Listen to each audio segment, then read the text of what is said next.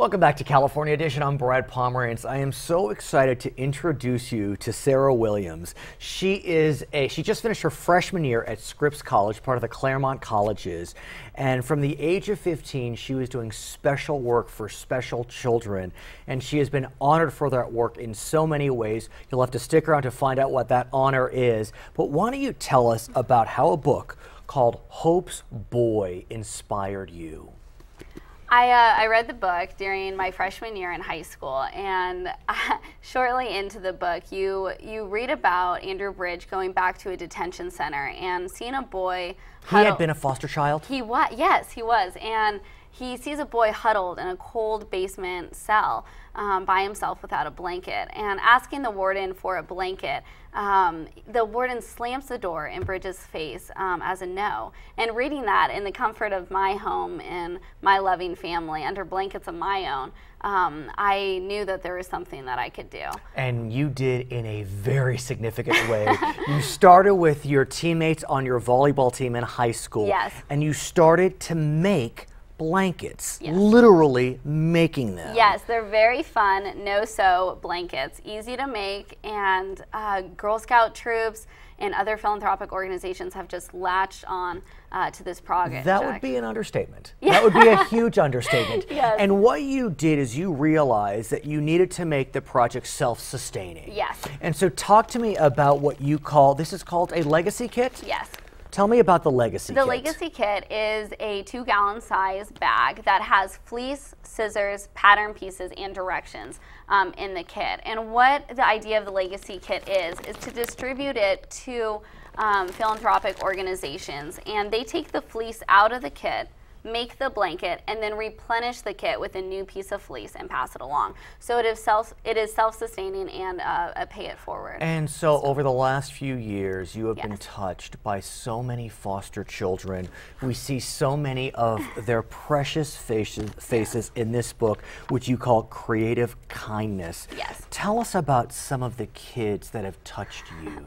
There's so many kids, but the first one that comes to mind, his name is Andrew, and he was walking through our winter wonderland where we distribute the blankets through Foster a Dream, and he picks up a girl blanket, and I go over to Andrew and I say, you know, we have boy blankets with sports on them, and he says, no, this is for my little sister when I finally get to see her again. And my heart, of course, breaks, and these kids are just so selfless, and it's time for us to, you know, give back to them something that they don't have. Well, you have given back, and in a small way, you're getting back. Karma is come toward you. Yes. And so tell us about your application to Scripps College, and you became a certain type of scholar. Right. Scripps College, I feel so fortunate to be part of such an incredible school and student body, and I was actually nominated through Coca-Cola to run the Olympic torch. Okay, so, here's the punchline. You first had been, no, it's good. Sorry. No, it's perfect. So you had become a Coca-Cola scholar at Scripps College, which is a scholarship. It is a scholarship you apply through separate from Scripps. From Scripps. And it's all good. So you were nominated by someone near and dear to you. Yes. My father actually nominated me to carry the torch, and I carry the torch. Oh, the Olympic torch. Yes. The Olympic torch. torch. I mean, that is unbelievable. Yes. And so, out of all the people in the world, your dad said, I want to nominate my daughter. Yes. And he did, kind of behind your back? He did. He actually surprised me. I didn't know this was coming, but soon after I found out, and here we are. Guess what? You made it. Yes. So you are one of 21 Americans chosen to run a leg of the 2012 Summer Olympics torch relay in London, England. Yes. You're about to leave for your trip. Talk to me. I mean, what does this mean to you? It is such an honor, first of all, to represent the United States and Coca-Cola, but most importantly, to bring awareness to these foster care children. Above anything, I would like the world to see and recognize their need and, you know, do a little something in their hometown to give back to these kids. And so tell me about how this has helped you elevate your platform. I mean, I saw NBC in San Francisco did a story about you. Yes. It's our pleasure and honor to do a story about you. I mean, yes, it's wonderful you're running the torch, but like you said, you're Right. doing it for all the right Right. reasons. Right. It's bigger than Sarah Williams. It's what Sarah Williams is doing. This is definitely a project that I say from the beginning found me. You know, I did what any other person would have done No, you after didn't. yes, No, you after didn't. hearing a child No, without a you blanket. didn't. Come Yes. on, you're special. I can say that as a dad.